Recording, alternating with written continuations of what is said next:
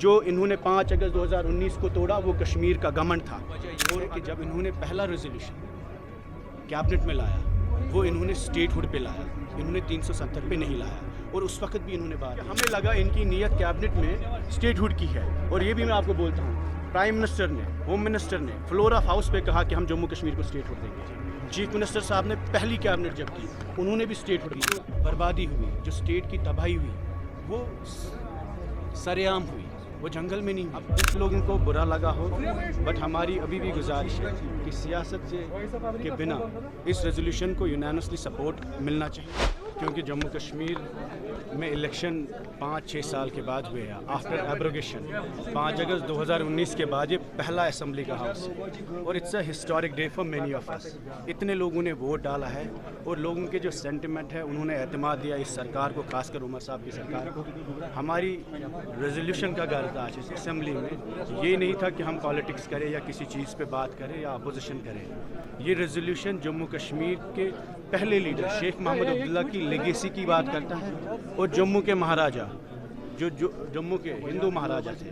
ان کی آئیڈیا جو ان کی کریٹڈ اسٹیٹ ہے اس کی ریسٹوریشن کی بات کرتا ہے۔ مجھے نہیں لگتا جو بھی ہاؤس میں اندر جتنے بھی لوگ تھے کسی کو بھی اپوز کرنا چاہیے۔ We are seeking restoration of Article 370 in its original spirit, in its pristine spirit, and restoration of special status of Jammu and Kashmir that was abrogated on 5th August 2019 by the Parliament of India. اس کی restoration کے لیے ہم نے resolution لایا۔ اب کچھ لوگوں کو برا لگا ہو، بٹ ہماری ابھی بھی گزارش ہے کہ سیاست کے بنا اس ریزولوشن کو یونینسلی سپورٹ ملنا چاہیے، تاکہ کشمیر کے عوام کے جذبات جو ہے ان کی نمائندگی ہو، اور انہیں لگے کہ ہمارے ووٹ ضائع نہیں ہوئے۔ اگر ہم پانی، سڑک، بجلی، بے روزگاری، بھوک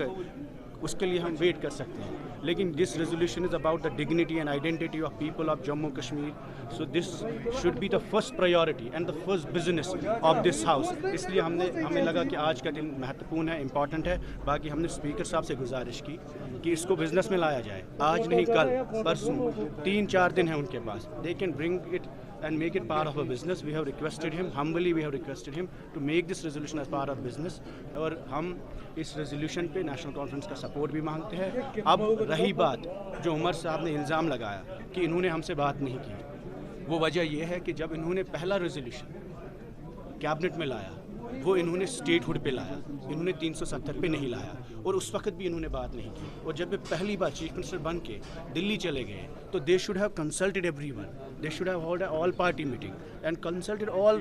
leaders of Jammu Kashmir irrespective of their ideology and regions، اور بتانا چاہیے کہ ہمیں دلی لے کے کون سا پیغام جانا ہے، کیونکہ 5 سال کے بعد یہ اسمبلی بنی ہے، لوگوں کے اتنے جذبات ایسوسیٹڈ ہیں۔ اس وقت عمر صاحب پورے سب کے لیڈر ہیں، ان کو سننا چاہیے تھا لوگوں کی بات، ان کو ہم سب کو بلانا چاہیے تھا، اپوزیشن کے لیڈران کو بلانا چاہیے تھا اور ان سے بات کرنی چاہیے تھی۔ اور دوسرا الزام جو انہوں نے لگایا کہ کیمرہ کے لیے ہے،